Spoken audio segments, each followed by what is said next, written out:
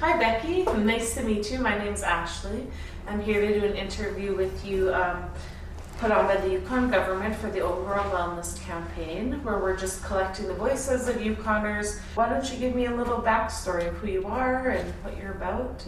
My name's Becky McKeddie. I've lived in the Yukon going on my 14th year. Yeah, I came to the Yukon in 2009 for my job at Yukon EMS as a paramedic. I came from Ontario when we didn't have paramedic jobs there, so it was an easy get out here. And my friend said, Becky, this would be you. Yeah. This will be you. So the classic Yukon story, 6-month contract turned into 14 years. So I knew within 3 weeks after arriving here, I was like, okay, I'm staying here. So I went home and packed up my car and brought it up here, and here we are. So in these years, I've become a mom of 2 young kids, 3 and 6, and a wife, and then just creating that Yukon lifestyle for my children, as my husband was born and raised here. Amazing. So the Yukon connection is really important for our family, and we're very proud of where we're from and what we're doing with our lives here in the Yukon. Oh, good. Well, welcome. And well, it's like past welcome now. But, Yeah. you know, I'm just so glad that you were able to make roots here and like feel so connected to here. Yeah, I feel That's very connected. incredible. Yeah. What does wellness mean to you in general, like your own overall wellness? Wellness to me means feeling well, like feeling good when you start your day or when you start something that you're passionate about. And to achieve that, you're always trying to get better, like be the best that you could be in the day, not being stuck, having stuff to look forward to, trips to look forward to, events and family. Just different seasons even. Yeah. And what comes with each different season, right? Like it feels like we always want it to be summer, and then we're almost at the end of summer and we're just like all tired from the summer and we want it to be winter. So yeah, the wellness in each season changes too, right? Like being well in the winter is a little bit different than being well in the summer. Wellness in the winter is more of a relaxing, grounding state for me. Whereas in the summer, it's more of an energetic, moving, high intensity, warmness, all that kind of different energy for sure. Yeah, so it's kind of nice. We have those long winter months where you can recuperate and rebuild up for the intensity of summer again. Yeah, and then find your new balance. That's also another meaning of wellness to me, is being balanced in the positives and the challenges or the negative parts that can come with life, and just finding that in between everything. Yeah, that's good. That's a good way to try to live, is in balance. Because we have to be realistic, right? We can't hope for like happiness all the time. We have to be realistic. What ways does living here in the Yukon help you with your wellness? The immediate access to our land is what I feel why I can be so well here. In Ontario, I still lived in country, like I didn't live in a big city or anything like that, but there was just so much motion and movement and connectivity everywhere. Whereas here, well, when I first moved here, once you left Whitehorse, there was no cell service, which was beautiful. And now cell service is popping up everywhere. So, but it's just so easy to get out there, just be quiet. And just be a part of the land and what's going on around you. It's the after work, like finding that balance. So in Yukon EMS, we work 4 days on, 5 days off. So that reset in those 5 days, you can go a lot of places in the Yukon over 5 days. That's true. Yeah, and you can really enjoy that spot for 5 days. It's not I'm lucky enough not to only have a 2-day weekend. You can really become a part of your surrounding and fish in the same spot, and then you can also go up the mountain in the same spot. The kids can bring their bikes, and there's so much to do in one part of the which we're down south, you would have to travel all day, which a day there, a day back, that takes 2 days in itself, and then trying to find a location to do all those things in one spot. So I could see why that would be important to be in the Yukon, if that's part of your wellness. Right? And I think too, the draw when I was younger, I remember being in school and doing a project on like West Coast First Nations and the artwork and stuff. So I think that was a part of what drew me here, was that cultural link that I really wondered about as a kid. Just the connection to the First Nations people here, and their lifestyle really speaks to what I want to have in my family, is that connection, you know, through berry picking and what comes from berry picking and the time that comes together. You're never going to get that down south. No, definitely not. Yeah. So I really enjoy that, because everybody here is on a slower pace, whereas down south everybody is just Go. and focused on this and focused on that.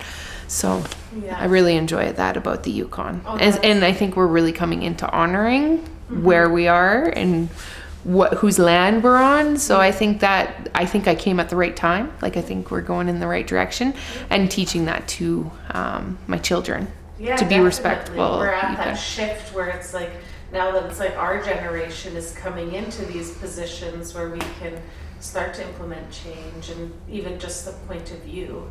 Yep. The space around us. Yeah, and the accessibility, like the over the years, like the totem pole downtown and the artwork, like just that exposure is so beautiful and like natural. You know, down south is like all these big metal pieces of objects, and it's like that doesn't seem to fit. Whereas here, I feel like everything just kind of fits more in the Yukon. Yeah, a little bit more meaning and intent behind what actually does get accomplished. Yeah. So around wellness, there's, you know, it's usually revolved around like sleep, nutrition, exercise. Out of those three, what do you think you do the best at? Well, I do exercise, I think, best if I had to pick out of those three, but at a kid's rate. Yes. You know, like it's a very slow hike, a very slow walk. It is not going out there and running, but it's just being out there and moving with the kids, or being at the play park and stuff like that. So I think that would be, out of that would be my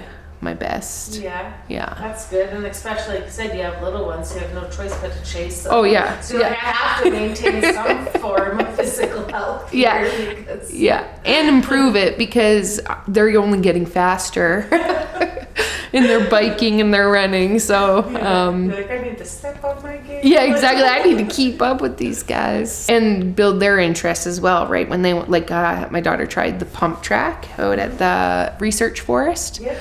Well, then of course I had to try.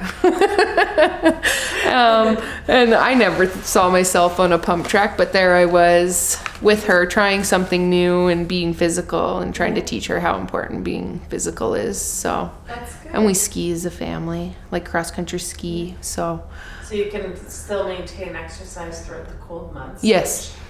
Some families have a hard time with that, so it's good if you have access to that. Get out there on the land. We do a lot of ice fishing, and I like to snowshoe to and from. Yeah. So yeah, same kind of thing. It's like, I can't go outside, we can't ride our bikes right now, but like, let's go snowshoe to the ice hole, or it's some form of physical work outside. Yeah, and receiving the sun once you get out there on the lake. Yeah. That too. Yeah. Nutrition, just more because of the shift work. Like when you work from really early in the morning to late at night, and then you're really busy at 4 a.m. And then you get hungry because you've been so busy in the middle of the night. So I think that really stems from the shift work side of life, and then feeding kids who are always hungry. And then it just becomes kind of a big mashup. Is there anything that you do to work towards that nutrition goal of, like, you know, increasing your wellness around nutrition? Well, I think that's where the getting into the hunting side of thing of like, I feel good when I eat certain things or prepare certain things, like with the bear meat and stuff, cues that in me to be a bit more nutritious and think about what I'm putting into our meals. So that stimulates, that is a way that I'm trying to improve that, is have good. And we tried a garden this year. Didn't work out, but because the kids kept picking things. The carrots and the beets did not last very long, and they came out very small. But yeah, trying to find that connection to the food is how I want to improve the nutritional side of things. Oh, that's good. And even if you guys didn't like get a good harvest, just the connection of doing that as a family, that in itself is wellness, right? Yeah.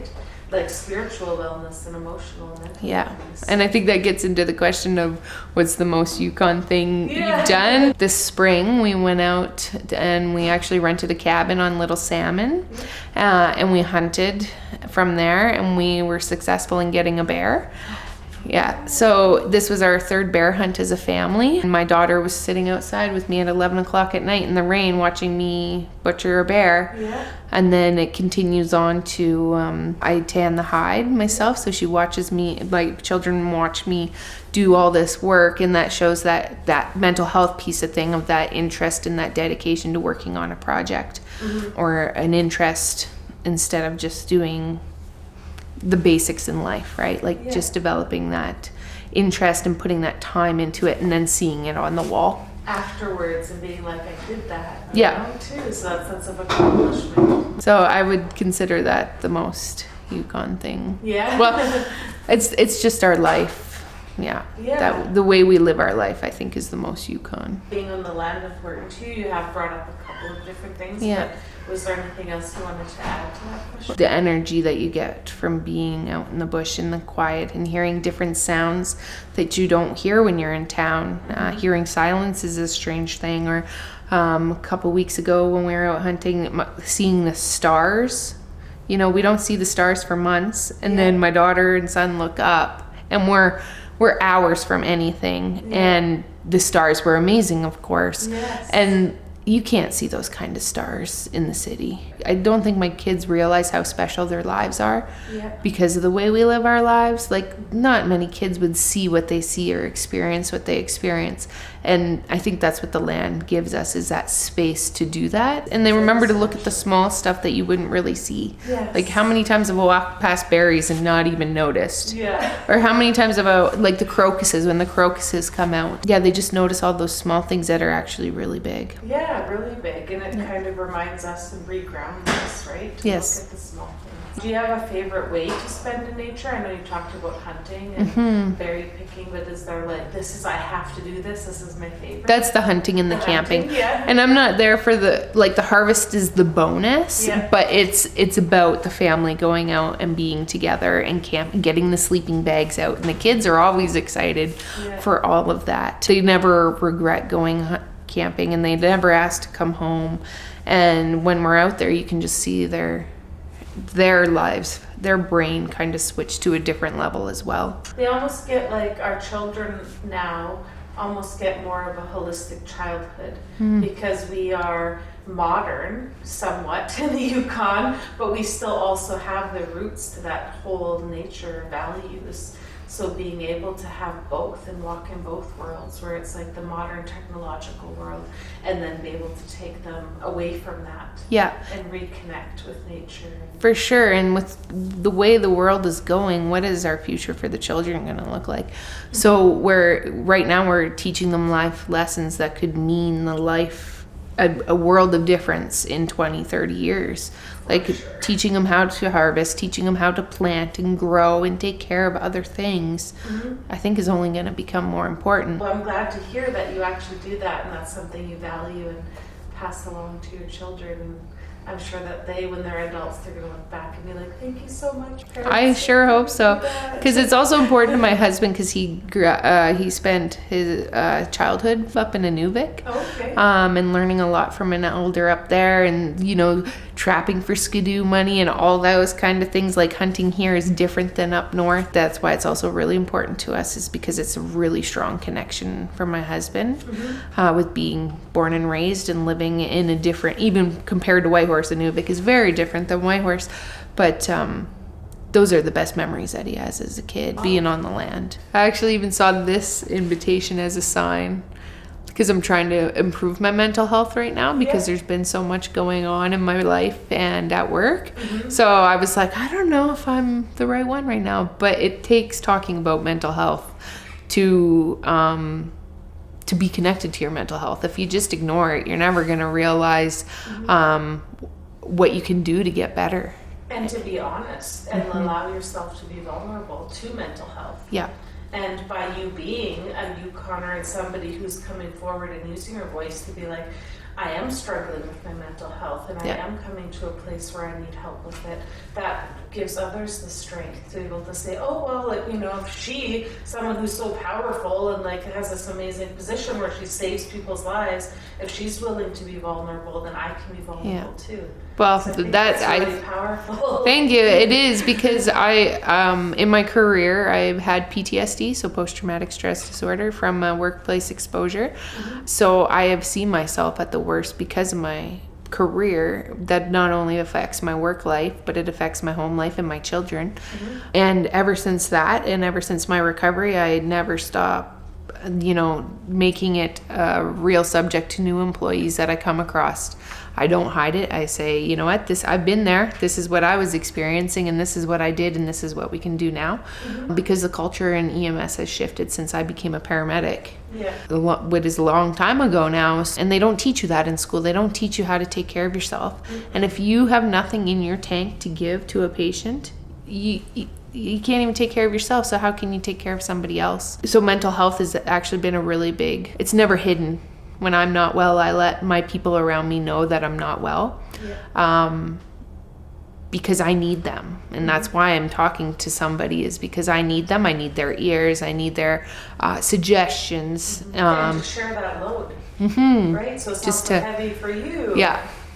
And two, at work now, we have a peer support program that is teaching people how to take that load. Like they're saying, I'm open. If you ever need anybody, I'm here. I can take a bit of your load, give you some suggestions, and I'm your peer, so you don't feel such a barrier to reach that, the mental health side of things, which can be really hard for a helper to ask for help, because we only know how to help. We don't know how to say, hey, you know what? I'm not doing well. I need a little bit of help. Or to receive help sometimes is difficult. Yeah. Because it's like, if I let my guard down, then what if it's that fear of like, what if I can't get back into that soldier mode kind of, right?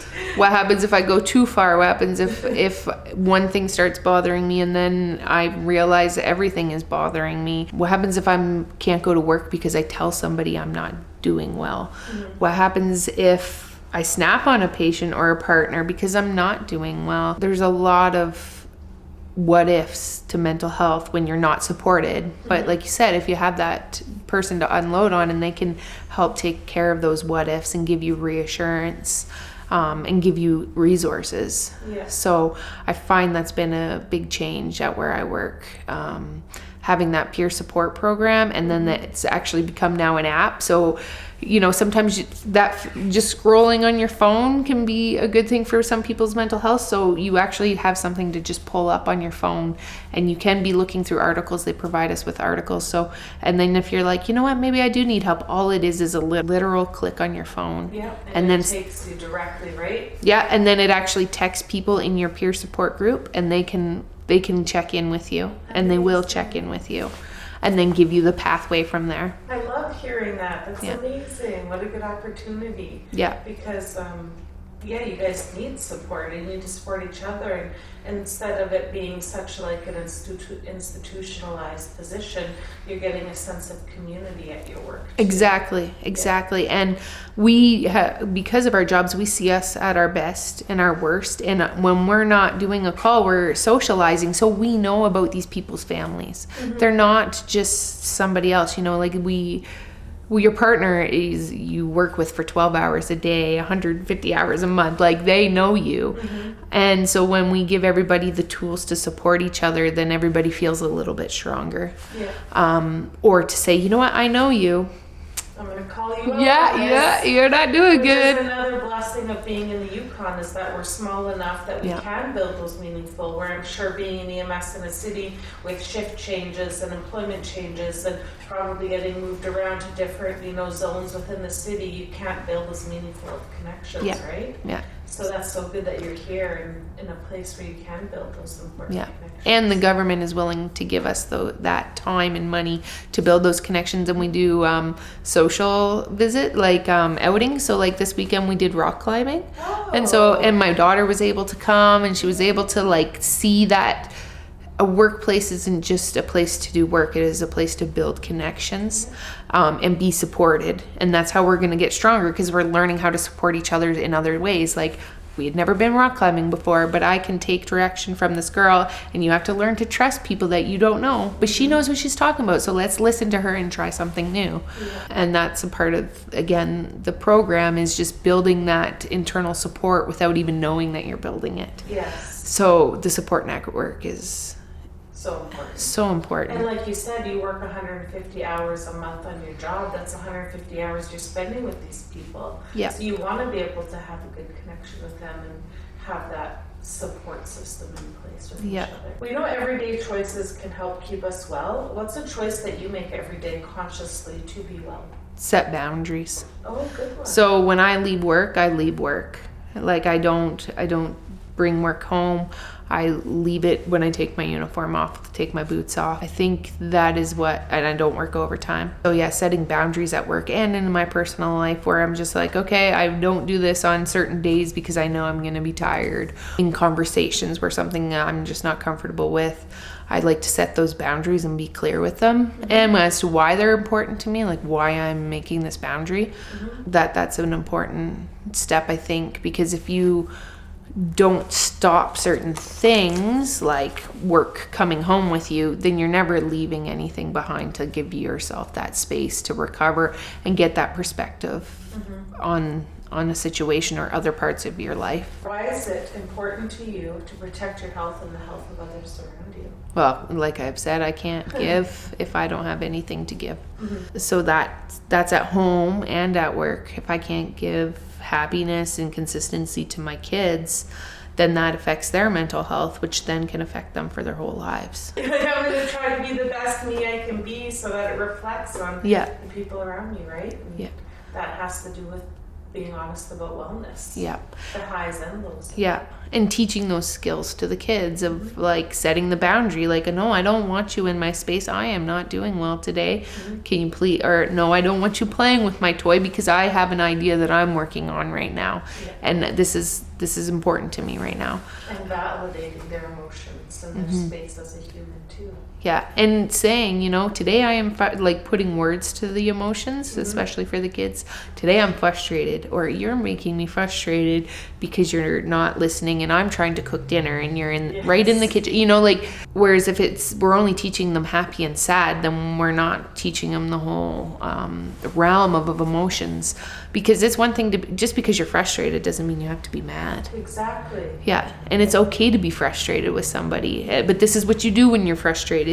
You take a step back, you take a breath, you go do something else for a while, and then you come back and try again. And if they grow up around that, then it just becomes natural for them, so they can regulate their emotions. What would you say to somebody who has to miss work, or they have to miss a special occasion because they're feeling unwell? What would you say to them to encourage them? Feeling unwell in the sense of like COVID sickness, I would want them to think about the implications on your life. If I made you sick, that could mean you missing work, your children missing a school play. Like it's right now I'm a singular person who is sick, but if I now infect other people, then they infect other people, and that affects everybody's lives. Like, we're lucky enough as government employees to have the leave to take. But what happens if you're if I show up at an event and you're a small business owner and now I make you sick, who runs your shop? So I think people have to remember that their choices have effects on other people's lives and financially. Or maybe you were about to get on a plane tomorrow to go see your family down south for the first time in 4 years. Because you finally made that choice to get on the plane, and you've probably been thinking about COVID before you get on the plane, and you've been so careful, but you thought, hey, I trust you, so I'm gonna let you in my home, and now I'm sick. And now I have to miss out, and my flights are non-refundable, and then the immunocompromised. We don't know whose parents or kids have cancer at home or other diseases that are greatly affected, or even mental health, right? Like if some parents were in isolation after isolation after isolation, and just their mental health that could come from that. It's one thing to put in 2 weeks, or now we're down to 7, I believe. That can affect somebody's mental health and create more depression, create family stress, create a whole pile of problems just because you didn't want to stay home for an extra 2 hours and miss out on this event. Right, exactly. Yeah, that's a really good way to put it. It's almost like you have to take responsibility of the fact you're part of a community, right? Yeah. And your actions do affect the community around you. And They sure while do. you might be scared of missing out on this event, if you get yourself healthy again, you can get back out there for the next event. Yeah.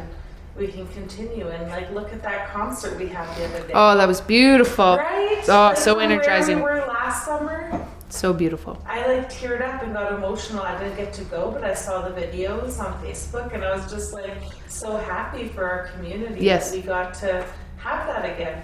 Yeah, experience life, noise, movement, Yeah. just seeing And just our come together community. to celebrate. If you're somebody who is sick and you have to stay home, what are some tips or advice that you could give to somebody so that they don't feel so terrible about having to stay home, or if they're suffering from FEMO, they don't want to miss out. So what are some things that they can do to feel okay while being isolated at home? Again, going back to like the effects on other people's lives, so being the responsible and reminding them that this is only 7 days. You can find other ways to connect with people around you, whether it be FaceTime or text messages or memes or whatever.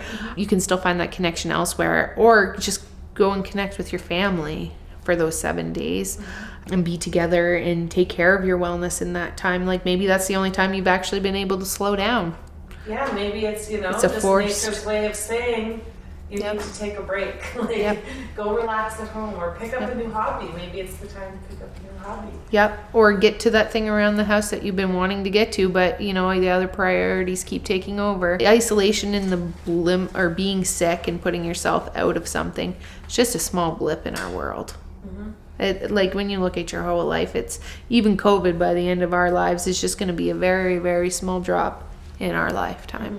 That is so true. Yeah. And this is all that we've had to endure. Like when we think of our grandparents and what they had to endure. Another thing to remember is that there's long COVID, and we don't know who is going to get long COVID and what that means for their entire life. So we know that there are certain things like washing your hands more often on a regular basis and using lots of hand sanitizer to stay healthy and to stop the spread of germs. Is there anything that you do that's like fun or unique to you to make those so it's not such like an annoying task to do? For example, I love collecting scented lotions. Oh, yeah. So now I have like one in like both my vehicles and all my bags, and like Yeah. I have scented lotions all over the house because my hands are always dry. Yes. But then at least I'm enjoying the smell, and it doesn't bother me as much because I get to use my fancy lotion after, Yeah.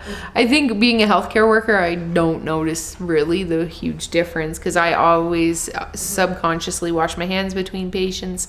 So I actually haven't noticed that big of a difference. But teaching my kids, they were using a Peppa Pig song. So, and teaching them the importance of hand washing and moisturizing, shouldn't be such a chore. It's like brushing your teeth. It's something that you need to do for your health and everybody's health throughout the day. Is there anywhere that you routinely wear a mask outside of like obviously of your job and stuff, but anywhere else outside where you personally feel like it's important to wear a mask? Right now we're actually not, because I feel the connection for the kids with no mask on is quite important. If somebody smiles at you on the street, that's actually quite important. So we're taking this time based on what's going on in the community to actually be mask free, but finding that balance, right? Like, if we think, like the other day at the concert, that was great. We were all outside, we were spaced out. But if we were to go to an indoor large event, we would mask up for that. Yeah. Or if one of us became a bit sick in the house and the other person was not sick, then we would mask up in case we were sick. It's just finding that balance of, having that human connection when we can be outside and spaced out. So let's talk about vaccination. What is your opinion around vaccination and why is it important to you?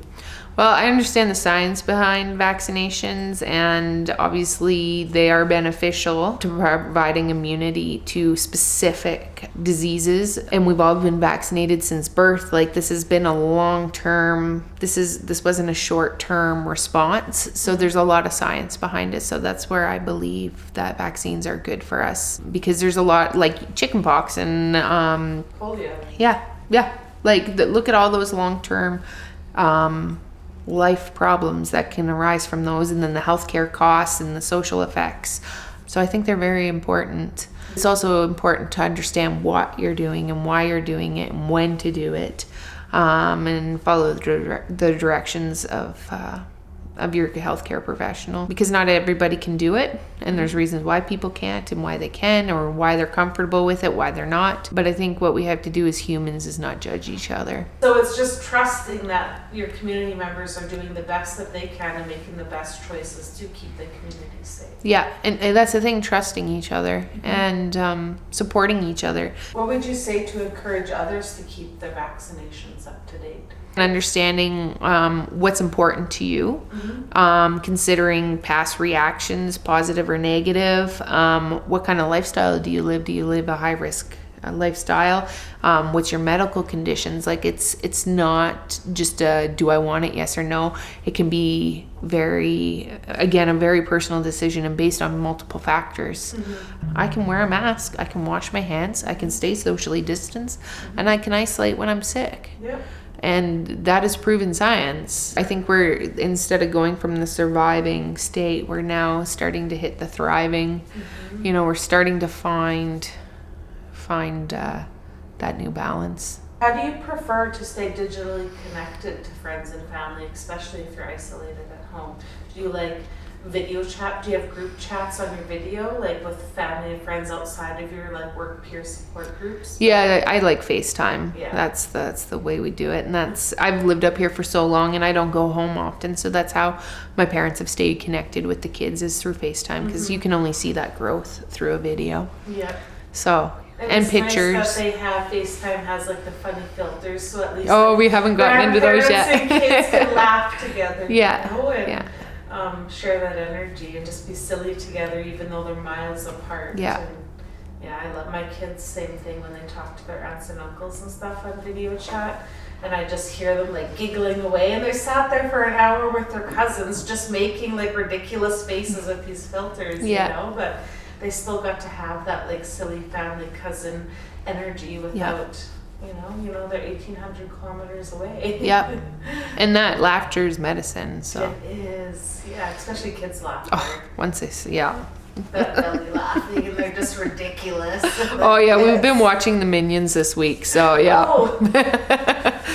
Lots of fun there. With a 3-year-old, they think all that stuff is funny. So where do you think we go from here in terms of looking out for ourselves and those around us? Remembering that everybody has their own struggles still. Everybody is still trying to find and navigate their safety, like what feels safe for them and their family. Like, I know we have just started putting our kids back in programming now, and we just become comfortable with that now. But a lot of families became more comfortable with that more quick, and not to judge them, just to understand that that's what works for their family, or that's what works for people without families. Like, I think what we have to do is continue to be flexible with people's needs right now. And if somebody says I need to isolate, don't be counting the clock on their leave. Like, I want you to isolate, so here's your isolation, here's some work you can do. Like, we were really flexible within the pandemic, and I think we have to keep that flexibility. Working from home worked great for a lot of people, so why not continue that? Like, in the society also decreased our consumption, right? We weren't driving to work every day. Yes. We weren't heating these big office spaces, all these computers that are on all night that aren't used.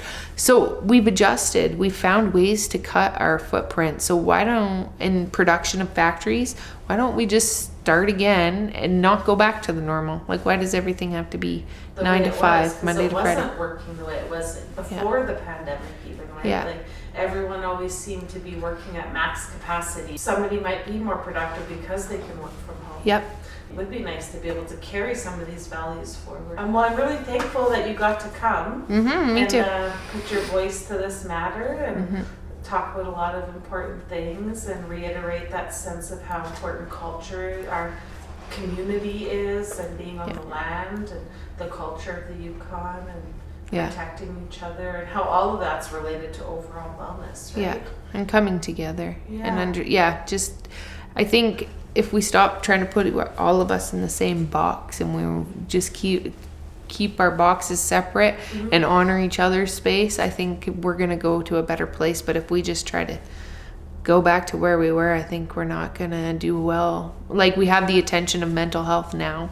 And it's apparent to everybody that we need to shift for for us and the future. So why not invest the time now when we know it's a problem now, not try to catch up in 20 years from now. Yeah, well, thank you for coming. Yeah, not a problem. It was nice to chat with you, and I'm glad you got to come here. Yeah, it's nice to have your voice shared. Thanks. Yeah, it was nice to connect with you as well.